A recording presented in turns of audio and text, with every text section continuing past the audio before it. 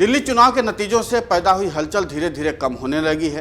राष्ट्रीय राजधानी में नई भाजपा सरकार आने के साथ ही लोगों का ध्यान धीरे धीरे चुनाव कैलेंडर की अगली बड़ी घटना की ओर बढ़ रहा है। बिहार में होने वाला मुकाबला काफ़ी दिलचस्प है। हालांकि अभी कई महीने दूर है, लेकिन विपक्षी महागठबंधन और बीजेपी के नेतृत्व वाले राष्ट्रीय जनतांत्रिक गठबंधन के बीच महत्वपूर्ण सियासी मुद्दों को लेकर के हलचल अभी से तेज हो गई है। दरअसल सत्तारूढ़ गठबंधन सप्ताहांत में इसकी शुरुआत करेगा, जब प्रधानमंत्री नरेंद्र मोदी यानी भागलपुर में एक जनसभा को संबोधित की है।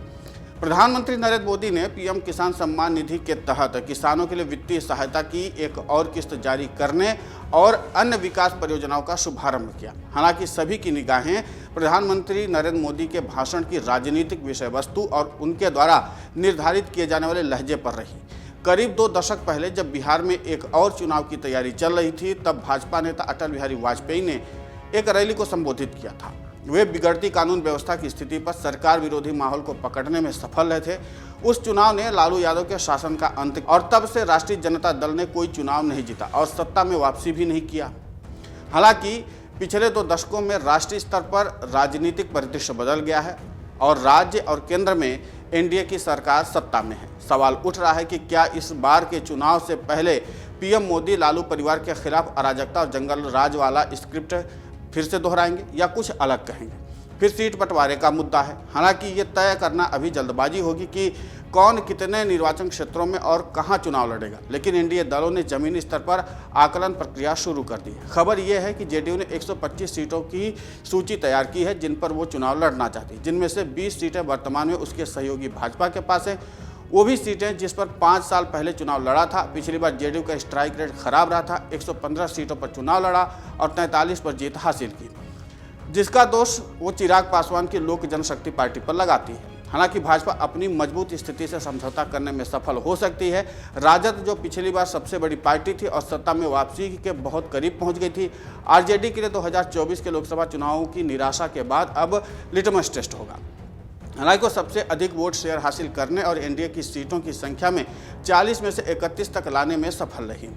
आरजेडी नेता तेजस्वी यादव, जिन्हें 5 साल पहले अपेक्षाकृत कम अनुभव वाला माना जाता था, इस बार निर्विवाद नेता और सीएम का चेहरा हैं। इस साल के अंत में होने वाले चुनाव के लिए पार्टी को तैयार करने के लिए वे राज्य का दौरा कर रहे हैं। चर्चा है कि आरजेडी सिर्फ एक मुस्लिम यादव पार्टी की अपनी छवि से आगे बढ़ना चाहती है और अति पिछड़े वर्गों और दलितों तक पहुंचने की कोशिश कर रही है। जातिगत गणित को सही करने के अलावा पार्टी का संदेश नौकरियों के इर्द गिर्द घूमेगा। पिछली बार मतदाताओं को पसंद आया था ये फैक्टर, और माई बहन योजना के तहत गरीब परिवारों की महिलाओं के लिए मासिक अनुदान और 200 यूनिट मुफ्त बिजली जैसे वादे, जैसा कि हाल के चुनाव परिणामों ने दर्शाया है, मतदाता अब पहले से कहीं अधिक लेन देन और व्यवहारिक है। लेकिन महागठबंधन का प्रदर्शन अंततः कांग्रेस के प्रदर्शन पर निर्भर करेगा। और यह भी है कि क्या ये गठबंधन हरियाणा और दिल्ली में कांग्रेस, आप और समाजवादी पार्टी की तुलना में अधिक एकजुट हो पाता है। पिछली बार कांग्रेस ने अपनी क्षमता से ज्यादा काम लिया और उसका खराब स्ट्राइक रेट रहा। उसने 70 में से 19 सीटें जीती, गठबंधन को निराश कर दिया। इस बार आरजेडी इसी तरह की मांगों पर ज्यादा जोर देने की संभावना है।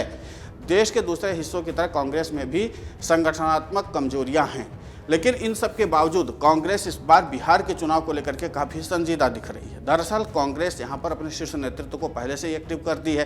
कांग्रेस के तमाम बड़े नेता, चाहे फिर राहुल गांधी का 2 बार का बिहार का दौरा रहा हो, अब खबर है कि कांग्रेस के जो राष्ट्रीय अध्यक्ष मल्लिकार्जुन खड़गे दौरा करेंगे। इसके पहले भी तमाम तरह की जो कोशिशें हैं वो लगातार की जा रही है और खुद प्रधानमंत्री नरेंद्र मोदी का अगर बिहार में दौरा होता है तो कांग्रेस की नज़र बहुत करीब से होती है। कांग्रेस के नेता काफ़ी आक्रामकता के साथ प्रधानमंत्री नरेंद्र मोदी पर अटैक करते हैं। ऐसे में देखना दिलचस्प होगा कि महागठबंधन और एनडीए के बीच जो लड़ाई चले उसमें आखिर बाजी कौन मारता है। अमर उजाला जीवांजलि के सारथी की मदद लें और महाकुंभ में स्नान जरूर करें।